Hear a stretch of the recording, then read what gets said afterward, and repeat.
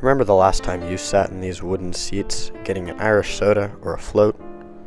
Well, Auburn Drug Company, a staple in Auburn, is closing March 11th, 2015. Staff at Auburn Community TV have put together this film showing the history and the final days of Auburn Drug Company.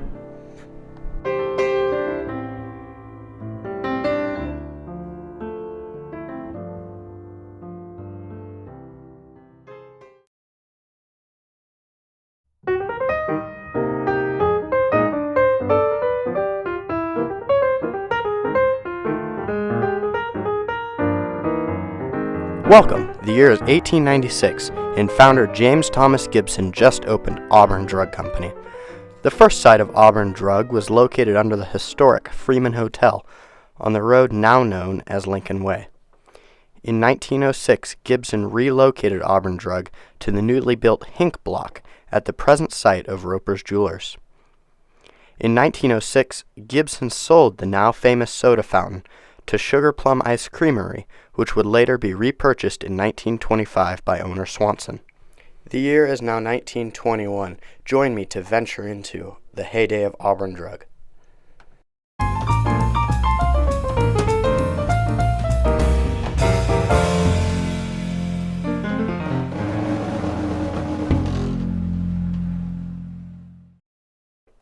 In 1921, Gibson sold his store to Henry Swanson when the Gibson family left Auburn for Berkeley. In 1925, Swanson began construction on the current Auburn Drug location across from the FINK block.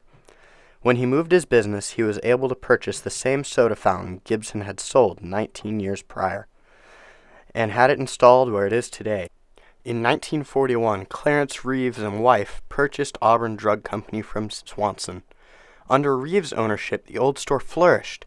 It was a jewel of a store where you could purchase such products as Elizabeth Arden Cosmetics, a real rarity in Auburn.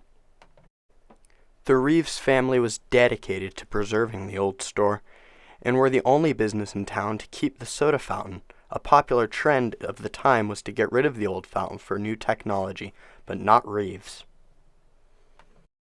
But in the 1970s, Reeves was looking for someone to buy the store.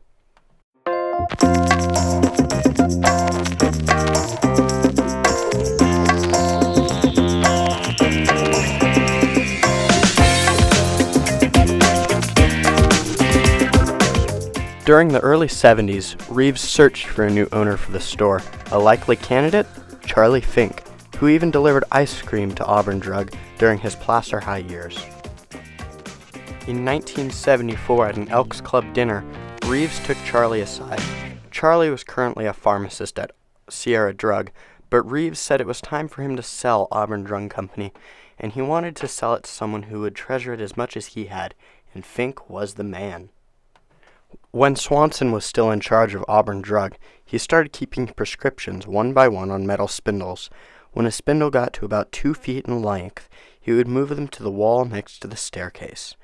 As employees would scurry up and down the stairs, they would rub against the hundreds of pieces of paper until they eventually became a round cylindrical shape.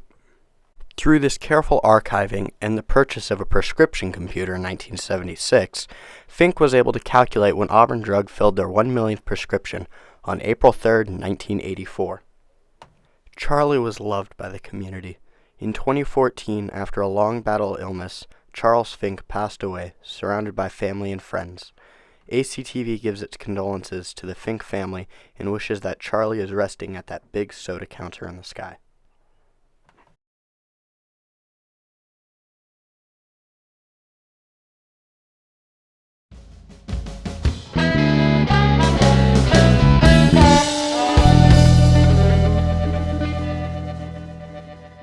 Almost anyone who has walked into the drugstore has wandered over to the marble soda counter and gotten an ice cream, banana split, drink, or a shake, the most famous being the Irish soda. The secret recipe was developed in the 40s by Reeves. The recipe has been passed on to the FINK family and is now drank by many today.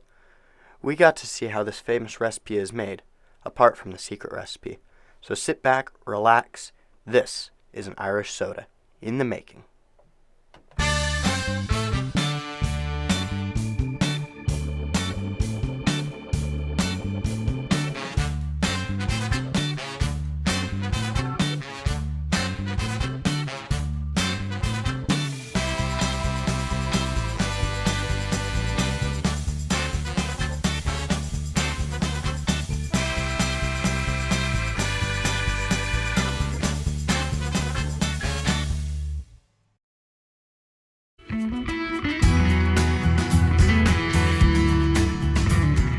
Auburn Drug Company, the home of the Irish soda and an after-school treat for many.